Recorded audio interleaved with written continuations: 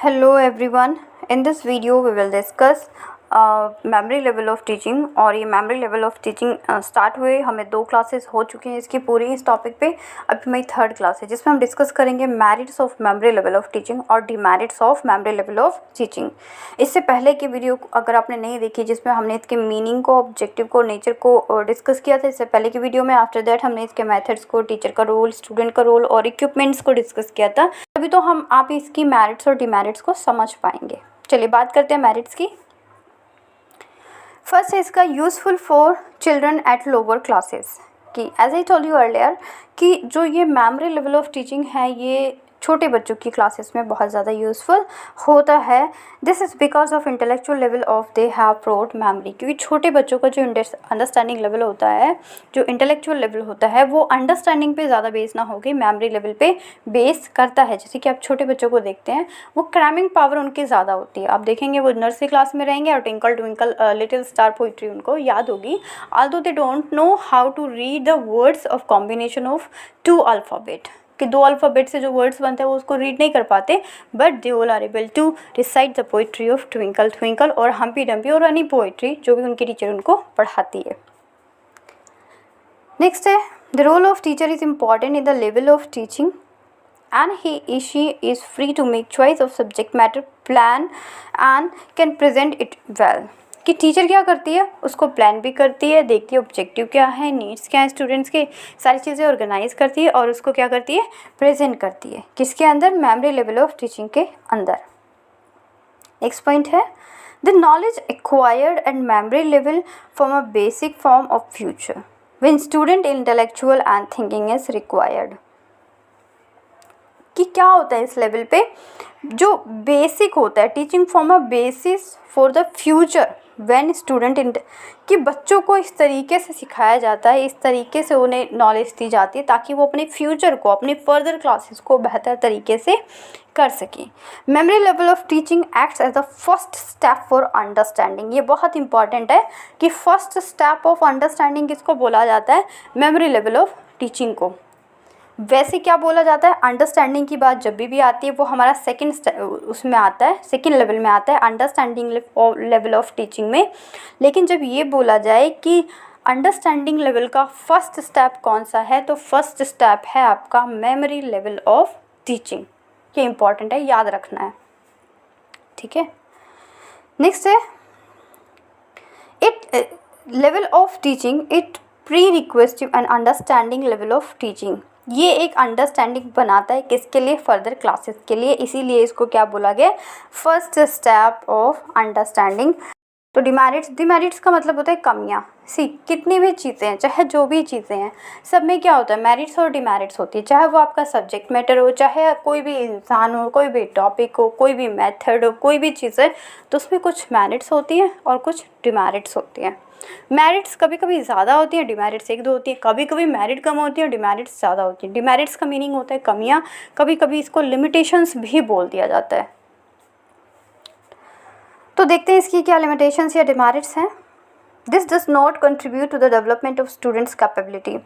Yes, जो memory level of teaching है इसमें स्टूडेंट की कैपेबिलिटी डेवलप नहीं होती। क्यों नहीं होती? क्योंकि जो टीचर है वही होता है, ऑर्गेनाइजर भी वही होता है, सेलेक्टर भी वही होता है, इवेल्युएटर भी वही होता है, मेथडोलॉजी भी वही सेलेक्ट करता है। सारी चीज़ें एक तरह से आप कह सकते हैं जो कमांड है, जो एक्टिव रोल है वो किसका होता है? टीचर का होता है।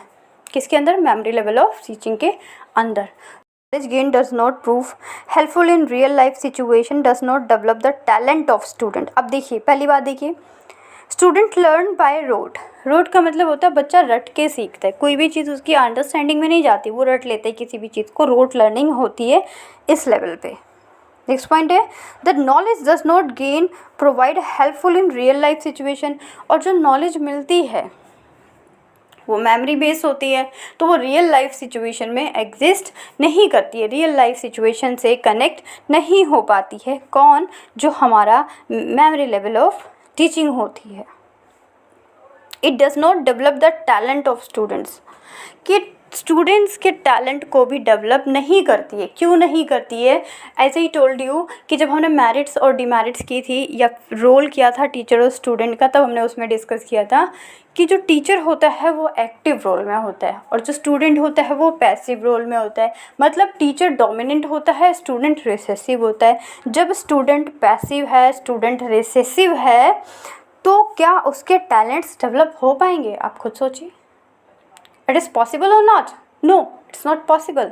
क्योंकि जब वो रिसेसिव है, टीचर डोमिनेंट है और टीचर ही एक्टिव है, तो कहीं ना कहीं जो स्टूडेंट के टैलेंट हैं वो प्रॉपरली तरीके से डेवलप नहीं हो पाएंगी। ये इसकी लिमिटेशन है।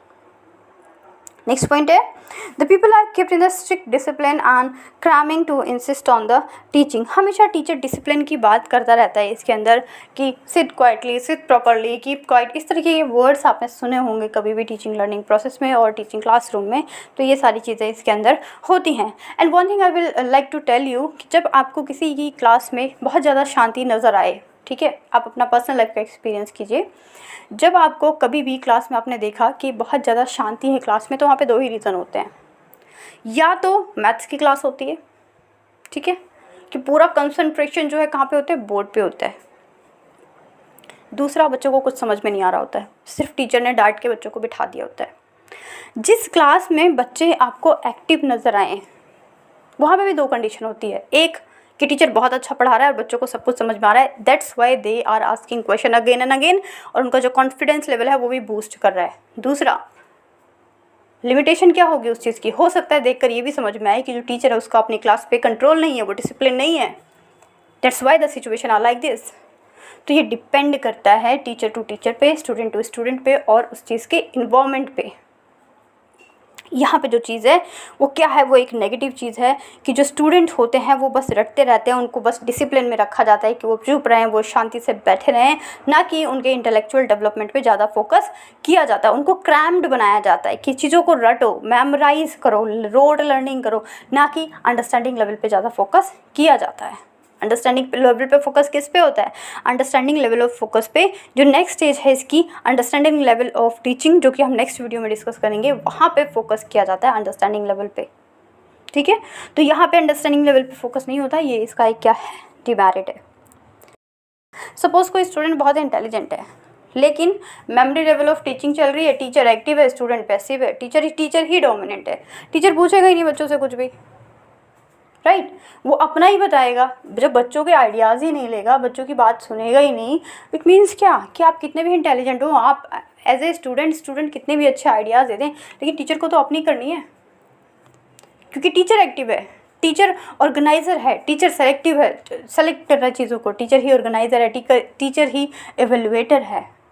तो वहाँ पे इंटेलिजेंसी के लिए कोई भी जगह नहीं बचती। कहाँ पे?